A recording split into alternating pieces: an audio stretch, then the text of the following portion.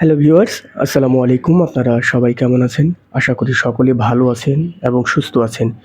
আর আপনাদের সুস্থতা কামনা করে আমি বিডিএল জব 24 পরিবারের পক্ষ থেকে আপনাদের সামনে দীর্ঘদিন পর একটি নতুন নিয়োগ বিজ্ঞপ্তি নিয়ে আলোচনা করতে এসেছি ভিউয়ার্স।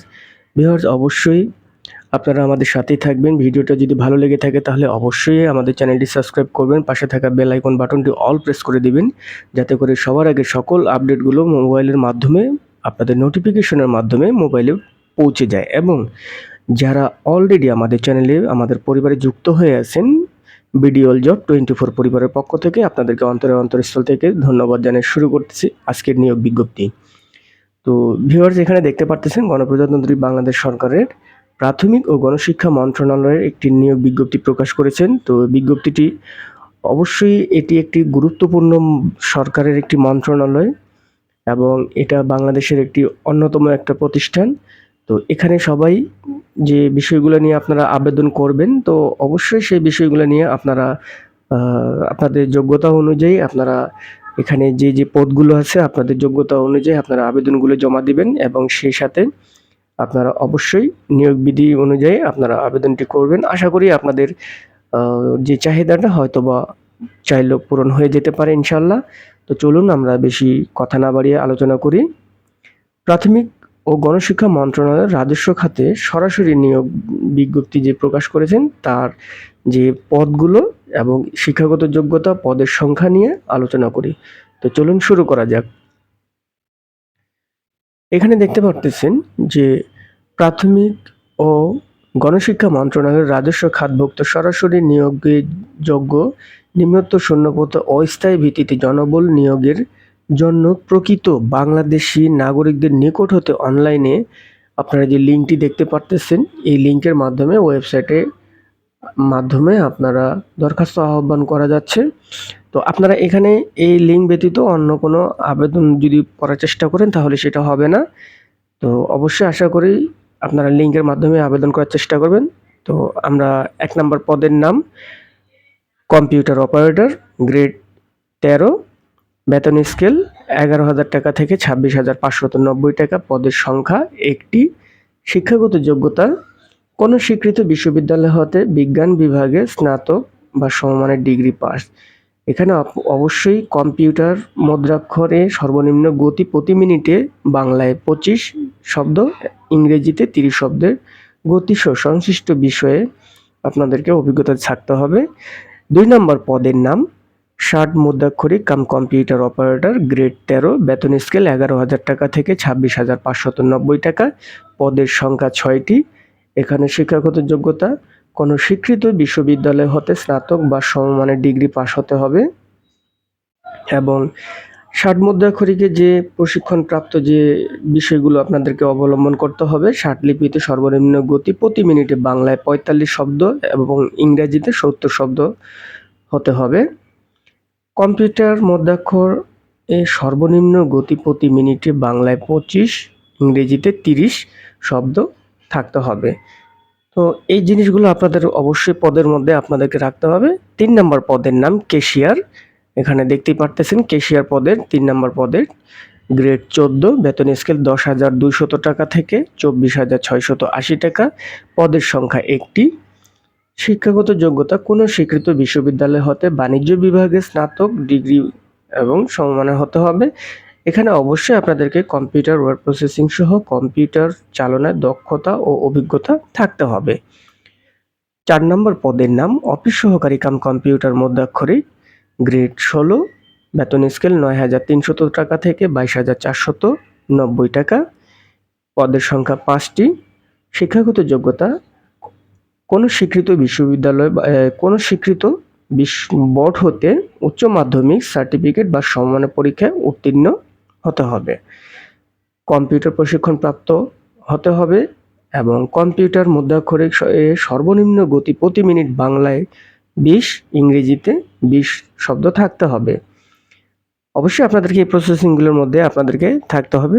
এবং সর্বশেষ ৫ নাম্বার পদের নাম অফিস সহায়ক, গ্রেড ২০, বেতন স্কেল ৮,২৫০ টাকা থেকে ২০,০১০ টাকা, পদের সংখ্যা ২০টি, শিক্ষাগত যোগ্যতা কোনো স্বীকৃত বিশ্ববিদ্যালয় হতে মাধ্যমিক স্কুল সার্টিফিকেট বা সমমানের সার্টিফিকেট হতে হবে।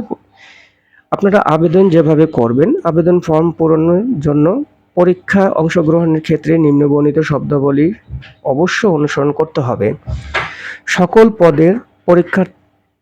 পদের যেটা প্রার্থীদের ক্ষেত্রে 1/9/2025 তারিখের মধ্যে 18 থেকে 32 বছরের মধ্যে হতে হবে। বয়স প্রমাণের ক্ষেত্রে এফিডেভিট গ্রহণযোগ্য নয়।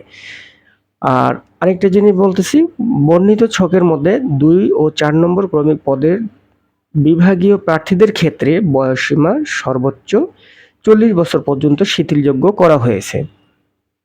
যদি আপনারা কোনো সরকারি, আধা সরকারি, স্বায়ত্তশাসিত প্রতিষ্ঠান থেকে আপনারা যদি চাকরিটা আপনারা এই নিয়োগে আপনারা অ্যাপ্লাই করতে চান, তাহলে অবশ্যই আপনাদেরকে যথাযথ কর্তৃপক্ষের মাধ্যমে আপনাদেরকে আবেদনটা পূরণ করতে হবে এবং অবশ্যই আপনাদেরকে মৌখিক পরীক্ষার সময় আপনাদেরকে সেই অনুমতি ছাড়পত্র বা মূল কপি জমা দিতে হবে। আর এখানে আপনাদেরকে বলে রাখি, সেটা হলো যে 1 নম্বর ক্রমিক শূন্য পদের জন্য সরকারি প্রতিষ্ঠানে কম্পিউটার পার্সোনাল নিয়োগ বিধি 2019 এবং 2, 4 ও 5 নং ক্রমিক শূন্য পদের বাংলাদেশ সচিবালয় ক্যাডার বহির্ভুক্ত গেজেট কর্মকর্তা এবং নন গেজেট কর্মচারীদের নিয়োগ বিধিমালা 2014 সংশোধিত 2020 অনুসরণ করতে হবে। 3 নম্বর ক্রমিক পদের জন্য শূন্যপদ পূরণে মন্ত্রণালয় বা বিভাগসমূহে হিসাব কোষের কর্মচারীর নিয়োগ বিধিমালা 2018 অনুসরণ করতে হবে। আর এখানে আপনাদেরকে বলে রাখি ভিউয়ার্স, আপনারা এখানে যে দেখতে পারতেছেন যে আবেদনটা কবে থেকে শুরু করবেন। অনলাইনে আবেদন শুরু হয়ে যাবে 1/9/2025 সকাল 10টা থেকে আবেদনটি শুরু হয়েছে এবং এখানে আপনারা আবেদনটি শেষ করবেন 21/9/2025 বিকাল 5টার মধ্যে আপনাদেরকে আবেদনটি শেষ করতে হবে।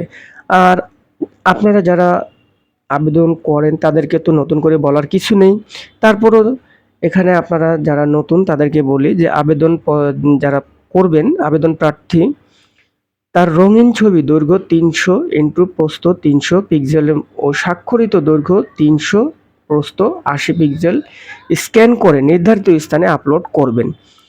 ছবির সাইজ সর্বোচ্চ 100 কেবির মধ্যে ও স্বাক্ষরের সাইজ সর্বোচ্চ 60 কেবির মধ্যে হতে হবে।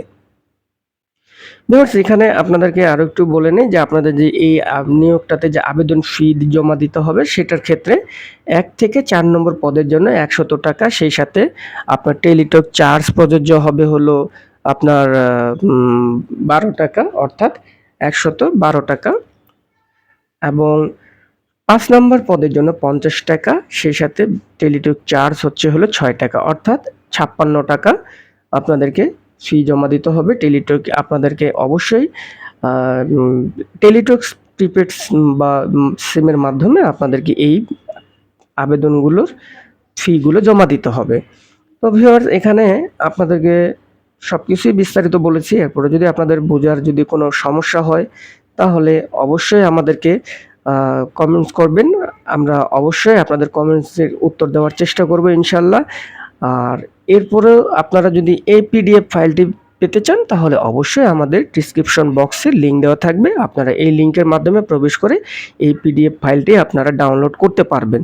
তো ভিডিওটা অবশ্যই কন্টিনিউ করবেন এবং সেই সাথে আপনারা অবশ্যই যদি আমাদের ভিডিওটি ভালো লেগে থাকে তাহলে অবশ্যই আমাদের চ্যানেলটিকে লাইক, সাবস্ক্রাইব করে শেয়ার করে পাশেই থাকবেন।